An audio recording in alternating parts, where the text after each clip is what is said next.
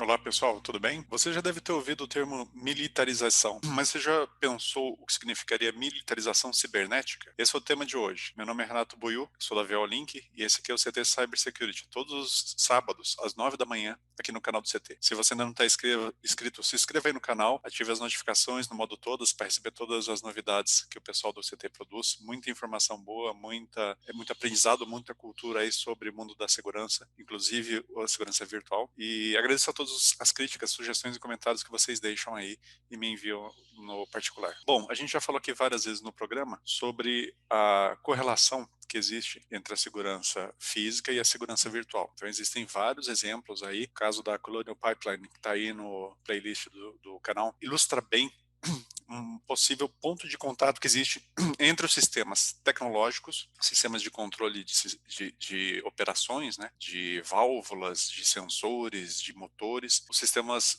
e o mundo cibernético, o mundo da tecnologia da informação. Então, como essas duas coisas se sobrepõem, é muito comum e está ficando cada vez mais frequente que criminosos, que hackers, entrem nos sistemas cibernéticos e tentem causar impactos não só no mundo digital, mas também no mundo físico. E aí saiu recentemente um relatório aí de uma grande consultoria global chamada Gartner. Eu vou mostrar para vocês a página desse relatório e que eles fazem uma previsão que tem um tanto de um tom parece ser um tanto alarmante, mas se a gente para pensar em casos recentes, é uma previsão bastante, eu diria que até defensável. A previsão que eles fazem é que até 2025, os criminosos eles vão conseguir armamentizar, transformar em arma o mundo digital no sentido de conseguir causar dano físico às pessoas, veículos e propriedade, e eventualmente até causar mortes. Então a gente vai ver esse relatório aqui, e é interessante que o relatório eles colocam bem didaticamente o que as empresas, governos e pessoas devem fazer para se proteger.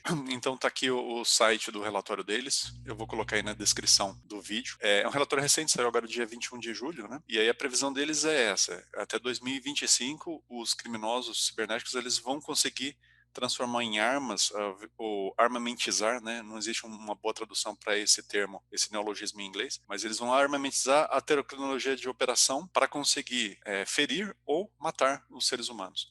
A gente viu aqui já em um episódio sobre ransomware o caso de um hospital alemão que ele foi atacado por um ransomware e porque os sistemas estavam congelados, o paciente teve que ser transferido para um outro hospital, acabou indo a óbito e aí isso foi na época dito como sendo o primeiro exemplo de caso de um ataque virtual causando uma morte de um ser humano. Na verdade, depois o hospital foi a público e disse que ia ser de qualquer maneira, essa pessoa ia morrer, não tinha muita esperança de salvá-lo. Então, foi um exemplo que acabou não se manifestando na realidade, mas, como eu disse naquele comentário daquele programa, é questão de tempo. Então, esse relatório aqui, está muito bem escrito, do Gardner, ele menciona os exemplos, não só ransomware, mas todos os exemplos que teve de invasão de sistemas tecnológicos, de vazamento de informações, etc. E aí, o salto que geralmente os invasores tentam fazer entre as redes de tecnologia para as redes operacionais. Então, aquela rede de tecnologia da informação, que é a rede só de e-mail, de site web, de documentos, etc. Para a rede que controla os sistemas, como os sistemas SCADA, que eu já mencionei aqui também em outro programa, esse salto é que é o arriscado. É daí que o criminoso, o invasor, ele sai do mundo virtual e vai para o mundo físico.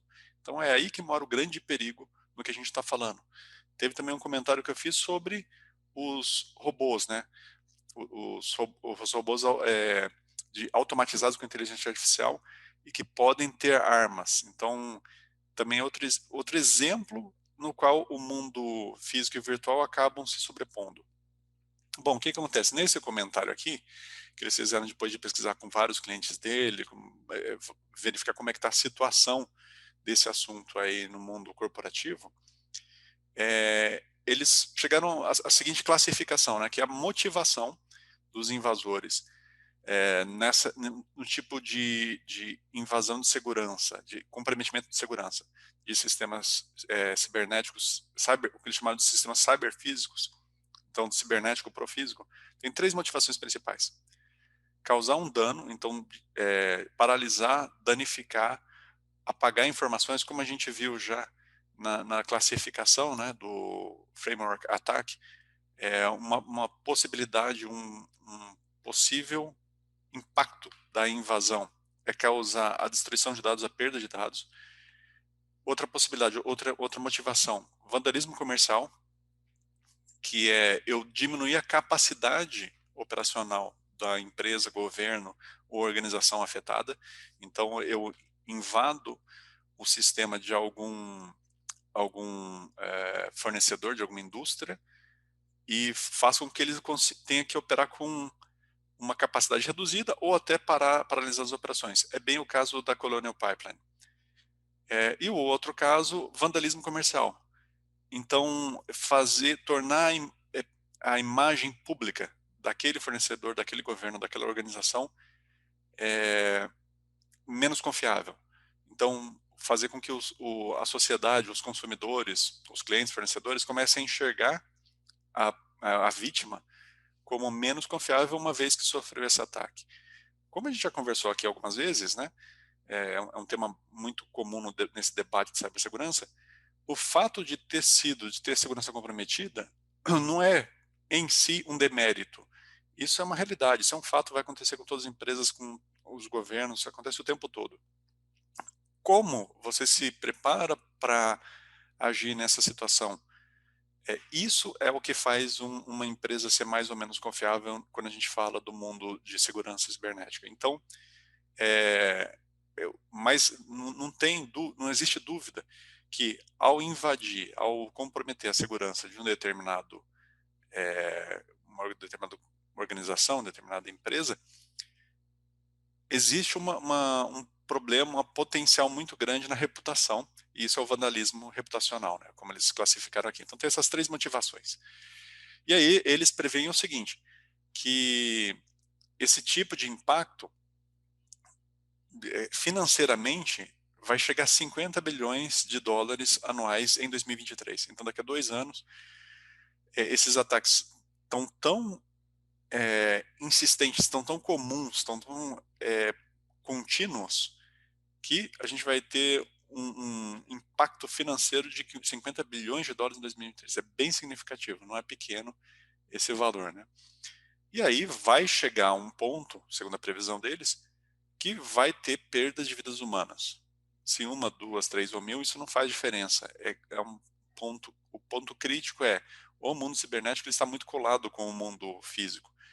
Então é questão de tempo para que, até às vezes intencionalmente ou não, então pode ser terrorismo cibernético físico, ou pode ser por acidente, ao tentar fazer um tipo de extorsão, um ransomware, acabe se afetando um sistema que dá suporte ou que tem impacto, possibilidade de impacto no mundo físico, isso vai causar ferimentos ou até perda de vidas.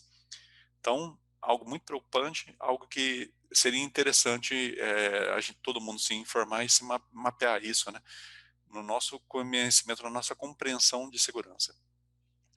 E outra previsão que eles fazem é que a grande maioria dos CEOs, os diretores gerais das empresas, serão penalizados, serão considerados como imputáveis juridicamente para esse tipo de incidente. Ou seja, os diretores gerais das empresas precisam começar a tomar conhecimento desse risco, desse impacto, dessa responsabilidade, para que eles não sejam penalizados quando ocorrer infelizmente, esse tipo de ataque, esse tipo de incidente, e acabe sendo um problema pessoal para eles, né? Eles sejam pessoalmente imputados juridicamente.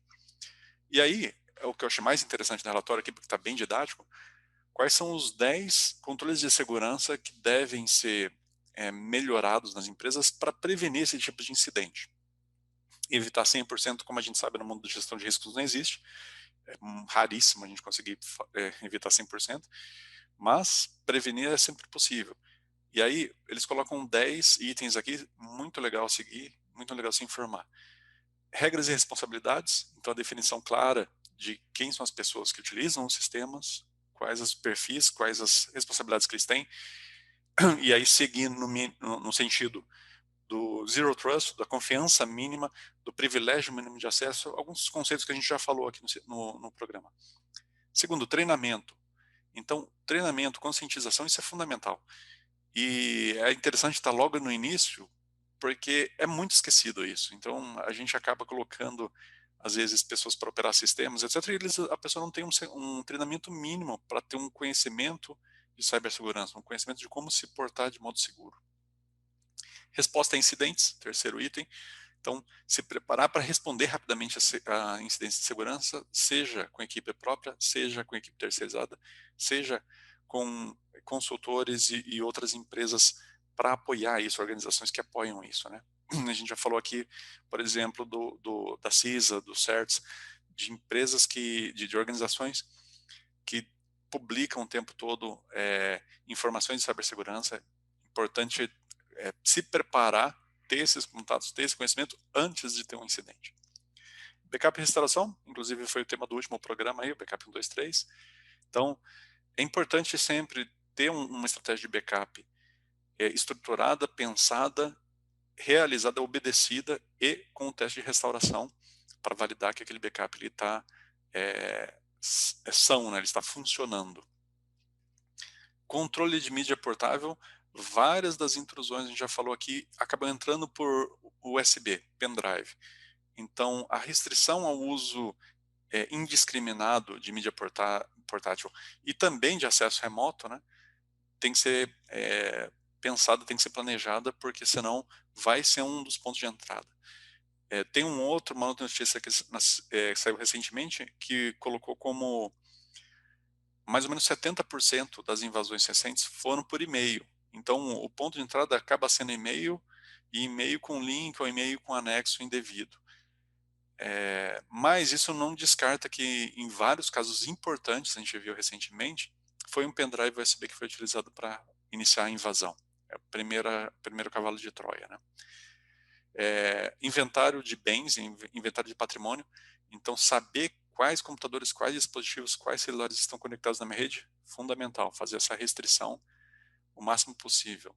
Segmentação de rede é um item que é pouco pensado, mas é você separar as redes operacionais de tecnologia da informação e, inclusive, colocar segregação, em alguns casos, física entre elas. Então, por exemplo, os silos nucleares, eles são completamente offline, não tem conexão nenhuma com a rede. É um exemplo de preocupação, de precaução contra uma invasão de cibersegurança. Então, segmentar a rede, criar VLANs específicas para cada tipo de tráfego, para cada tipo de dispositivo na rede, outra precaução importante, controle de segurança importante cibernético. Coleta e detecção em logs, de preferência com algum nível de automatização, isso é muito importante porque os sistemas de informação, eles geram logs, eles geram registro, alertas, etc. E alguém tem que responder quando esses alertas indicam uma possível invasão, um possível problema de cibersegurança. Por exemplo, um backup que falhou. Quem é que está fazendo esse controle na sua empresa? Quem é que está olhando os logs? Então, existem algumas ferramentas automatizadas, depois eu posso, inclusive, em outro programa, falar sobre algumas delas, sem fazer propaganda, lógico, que não é o meu intuito aqui, mas existem, é importante seguir, acompanhar, monitorar os logs para detectar casos de atenção ou casos de evitar possíveis falhas. Então, de preferência, agir antes que uma falha se manifeste. Configuração segura. Então, tentar fazer o controle, né, de aplicação de novas versões de software, de atualizações, manter, e aí tem uma relação grande com o último item, que é patching, que manter o software atualizado. Então, infelizmente, a gente viu aí nos últimos dias, pelo menos, dois grandes casos de cibersegurança, que o bug que foi explorado, o risco que foi explorado, foram falhas de segurança antigas, não foram nem zero day, né? Não foi nem uma invasão utilizando uma falha de segurança recente, ainda não consertada pelo fornecedor Microsoft, ou seja, quem for. Não, foram sistemas rodando versões muito antigas de software, sem atualização, e aí os invasores exploraram essa falta de atualização para fazer os seus danos, para fazer a sua invasão. Bom, como sempre, a gente tem que se precaver quanto a esse tipo de risco, porque pode gerar, pode chegar, como eles estão prevendo aí daqui a alguns anos, a gerar não só um problema financeiro gigante, mas inclusive pessoas sendo feridas e inclusive indo a óbito. Bom, esse era o tema de hoje, espero que tenham gostado. Qualquer problema, dúvida, sugestão, estou aqui à disposição. Muito obrigado e fiquem em segurança. Até a próxima. Tchau, tchau.